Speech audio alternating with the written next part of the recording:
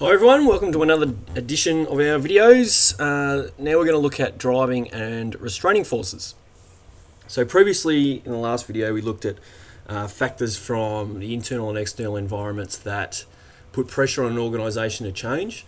So they can be seen as driving forces as well, but so they're the things that often initiate change. So if you look there, driving forces are forces that initiate, encourage and support change. So they're the kind of things that initiate change, but there are other factors that can help support change or encourage the change to go through. So if we look at it and say that if we wanted to change something, and we'll give you an example in a minute, but if you wanted to change something, first of all, often there's something that initiates it, whether that be a pressure from an environment or simply an idea from a colleague or an employee. It doesn't really matter. That may initiate the change. But then you've got to look at it and say, well, what are the things that are going to stop that from happening?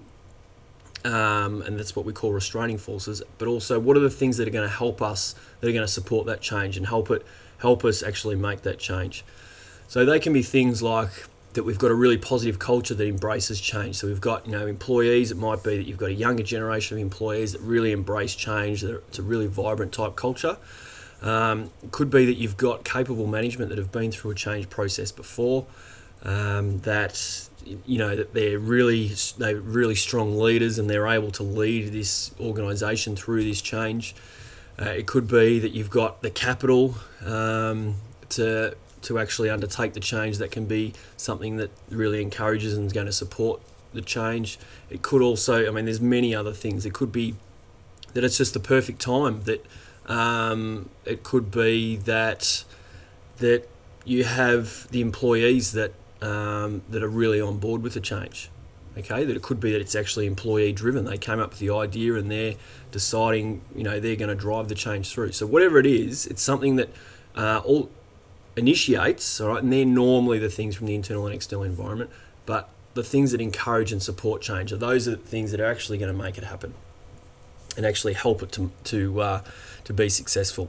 Then we've got restraining forces, and they're simply things that work against the change. So they create resistance, and that can be, a lot of these can transfer from the driving forces. They can actually be on the flip side. So this list here, management, employees, time, competitors, productivity, organisational inertia and costs, they are all specifically written in your study design. So the examiner in a question can ask for these specifically. So they could ask you for, explain the restraining forces of organisational inertia and time, right?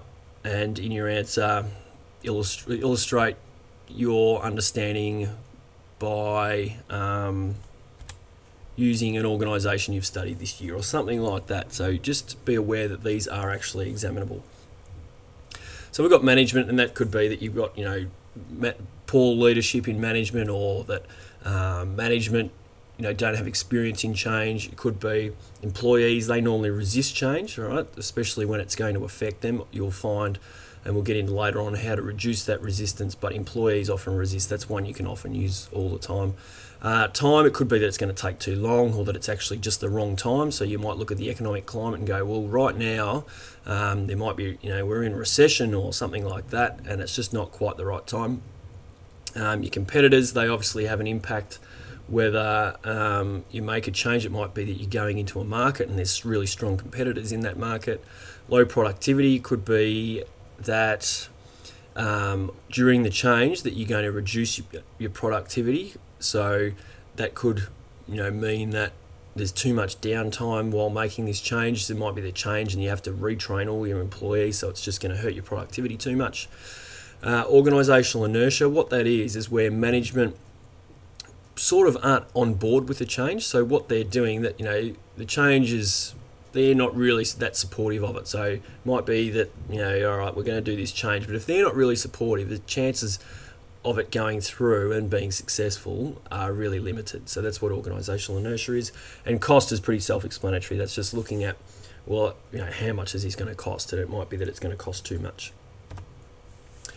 Now, in order, what an organisation can do is they can do what we call a force field analysis, and that's where we look at the actual driving forces and restraining forces, and the idea is to have enough driving forces to overcome the restraining forces. So think of it like this, that if you were to sit on a chair, the gravity that's pulling you down in that chair is like a driving force. The thing that's stopping you going onto the floor is the chair, and that's the restraining force. So that's restraining, that's stopping you actually falling onto the chair, onto the floor. Now, if we said that we wanted to sit onto the floor, all right, while sitting onto this chair, we could either increase the driving force, so increase gravity, or which, well, eventually we'd create enough force where we'd smash through the chair and end up sitting on the floor, or we could remove the restraining force. So actually take the chair away, and then that will enable us to sit on the floor. So that is sort of a force field analysis. We're trying to look at our driving forces and our restraining forces, and we are trying to ensure that, well, we can do two things. We can say, well, how can we get enough driving forces to overcome the restraining forces? Or how can we sort of take away some of these restraining forces that's going to really help this change, make it all the way through to our desired state and be a success. So that's a force field analysis, and it was developed by a guy by the name of Kurt Lewin. So here's an example. So BHP, they obviously mine. One of the things they mine is iron ore, and they sell that iron ore to China. So that's one of their major products that they sell. Now the problem is that China's growth is slowing dramatically. So it's gone from sort of 14% down to 7% growth. So that's hurting their, well, what it's doing is it means they don't need as much iron ore because they don't need as much steel to build buildings, etc. So that hurts BHP. So what they've looked at doing, a possibility, a change, they're going to continue to mine iron ore, but one of the things is they're going to possibly go into the potash industry. And potash is created for an insecticide or a pesticide for crops.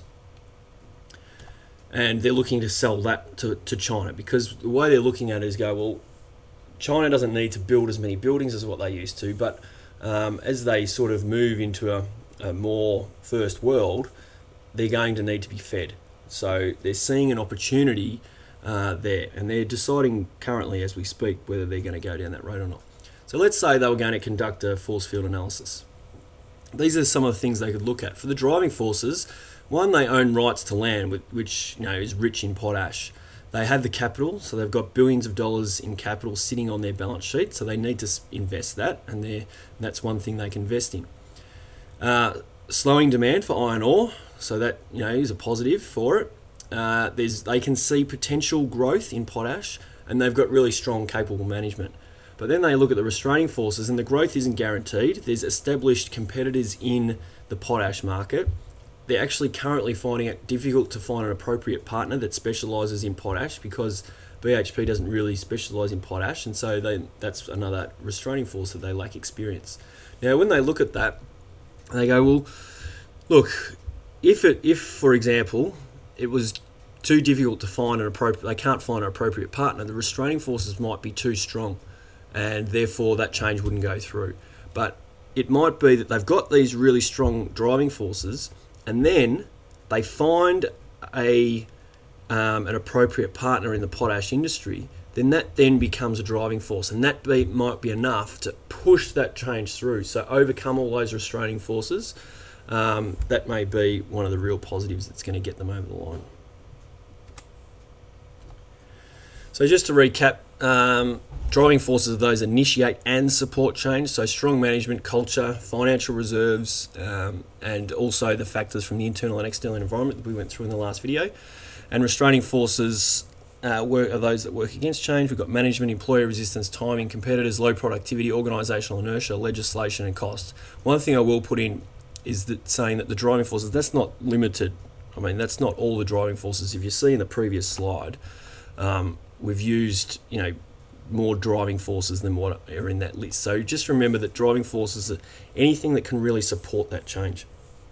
And then a force field analysis is where an organisation looks at the driving forces and restraining forces and aims to increase the driving forces and reduce the restraining forces. So that is our driving and restraining forces. And just remember that in 2010, the 10-mark question was on driving and restraining forces. So it is an important factor that you need to know. For even more resources to help you improve your understanding of today's topic, always come over to teachingbubble.com.